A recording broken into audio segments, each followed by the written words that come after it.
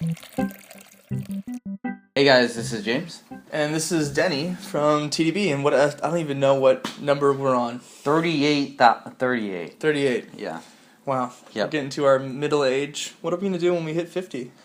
Probably die from a heart attack. Yeah, is that right? Is that midlife crisis mode? I think so. We buy a Porsche? We are from Seattle, so we'll probably just kind of be depressed. Yeah, that's fair. Yeah. Yeah, that's fair. Okay. Yeah. We're too environmentally friendly. Maybe we'll buy a Prius. Yeah. And take our kids to a soccer game. Yeah. Oh, that's good. 38. So what are we doing? Yeah, so we are doing a tea from Yunnan Sourcing. Cool. A Rou Gui. So that's a Wui Oolong. Yep. Very famous, very famous tea. And you know what's funny? We drink a ton of Yunnan Sourcing tea, Sure. but we very rarely review them. But thinking about it, I think I've probably over half of my tea that I actually drink on a daily basis is from them. Right. Well, but it's interesting because a lot of the tea producers and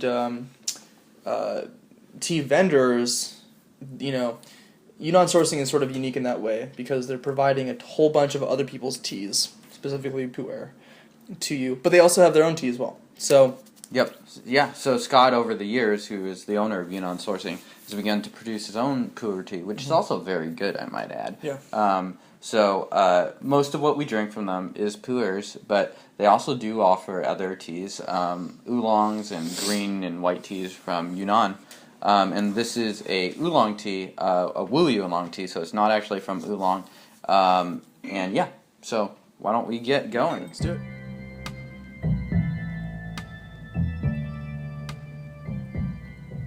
So I'm going to use the way that I brew this daily, which is a very simple method, but it does use a lot of leaf. Cool. So. Fantastic. So we're doing, again, so this is a Wui Oolong. So this is going to be from China.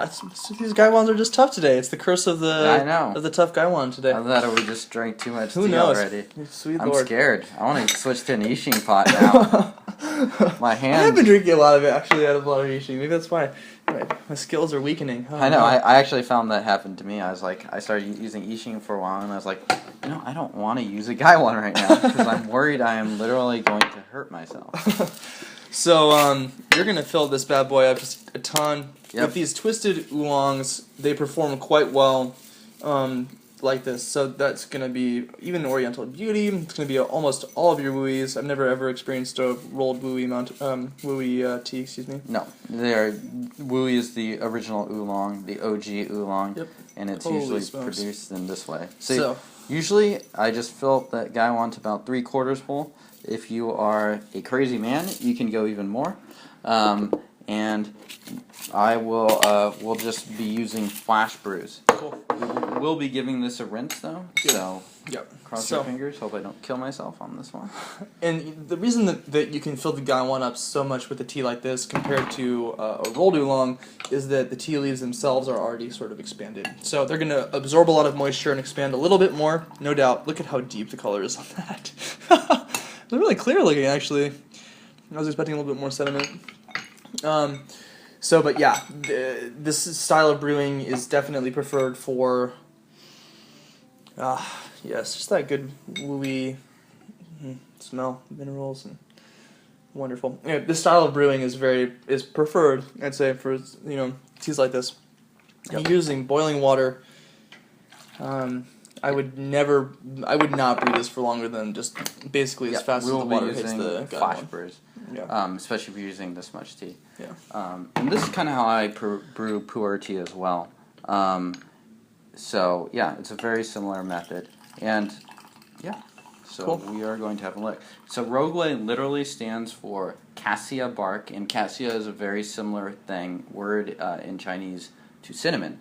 So it's kind of gonna get some of that spicy flavor. And I actually find the name to be somewhat accurate when you're talking about this tea. So you're going to get a little bit of spiciness and kind of that heavier, darker, little bit of chocolate and cacao notes. Cool. Let's do it. Cheers.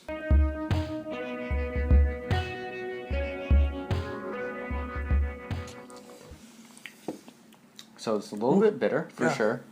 It's pretty strongly brewed, unsurprisingly, but it's giving out a lot of flavor. All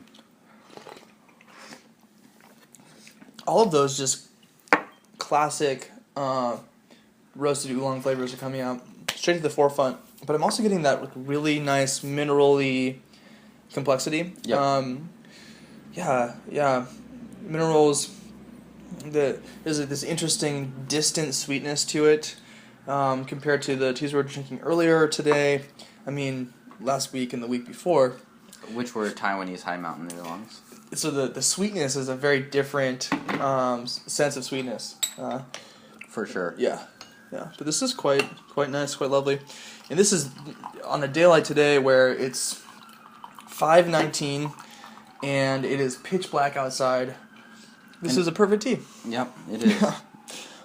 Yep, this and ripe pu'ers are great winter teas for those that are in the depressing atmosphere of being far enough north where it just gets dark at 4 p.m. So one of the characteristic tastes or flavors that I always get off of Wui Oolong, or almost always, is that light stone fruit.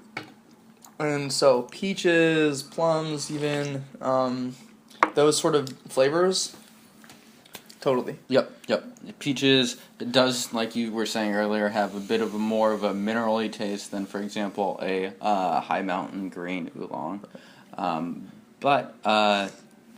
it's actually teas like this from the Wui Mountains. They're grown in what's called the Wui Rock Mountains, so they're often called Yancha, and so yan means rock. Mm-hmm. So there's a taste commonly associated that's literally called rock taste, which is yan. So you'll look for kind of like that rock mineral-y taste, and oftentimes you'll kind of get that taste and a little bit graininess and mineral-iness to come out in the real late steepings if you steep this guy out. Definitely. This is lovely. This could be paired well with food. It's not super viscous, so compared to like a ripe pu'er that you just let soak, this is nice and actually kind of light, believe it or not. The quality is great. Beautiful leaves.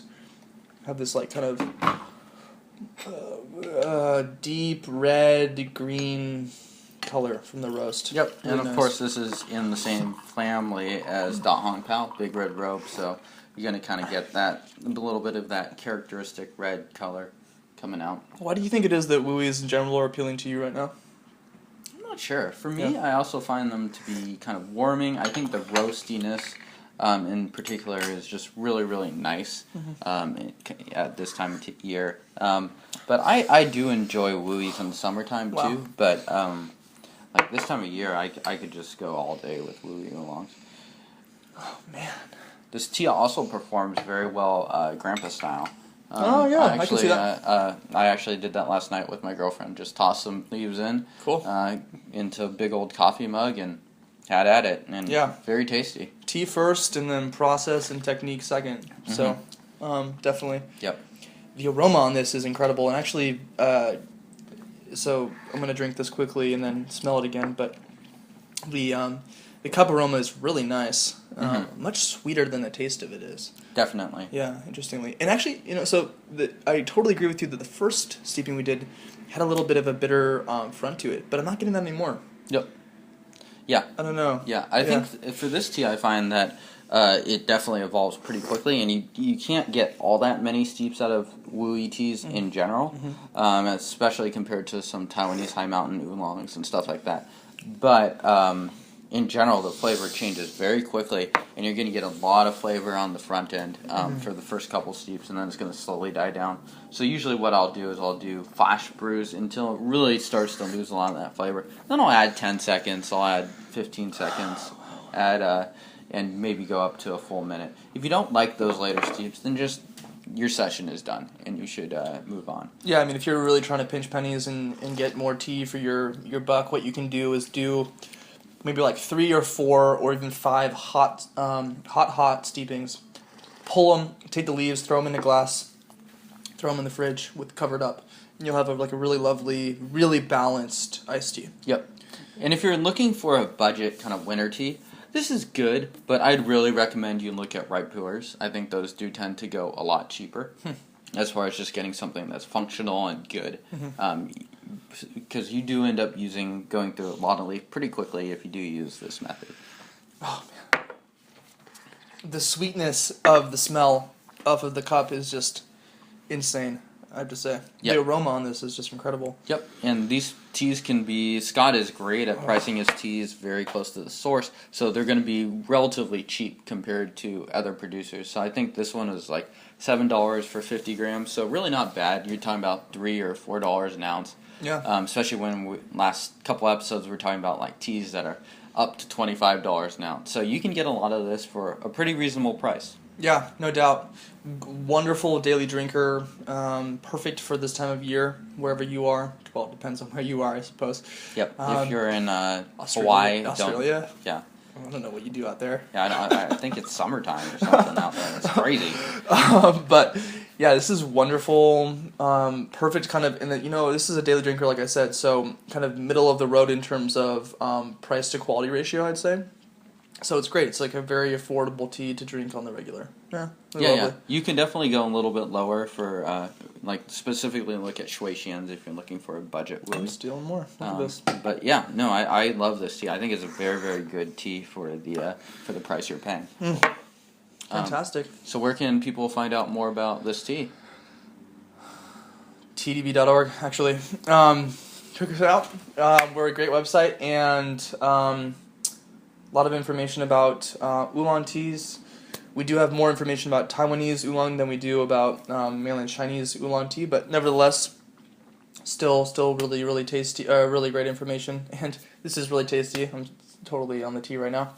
And yeah, check us out.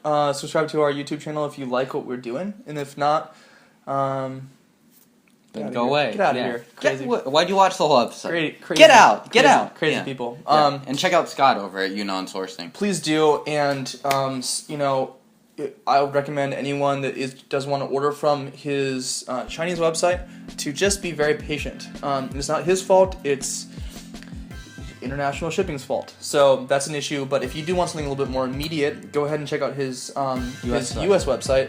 And he's got a lot of really great teaware too, and I've purchased from him many times. And it's where you'll find most of the teaware on this show. Yeah, Scott's a great guy, and I love his tea. His black tea is fantastic too. Yep. All right, thanks for watching, guys. Cheers.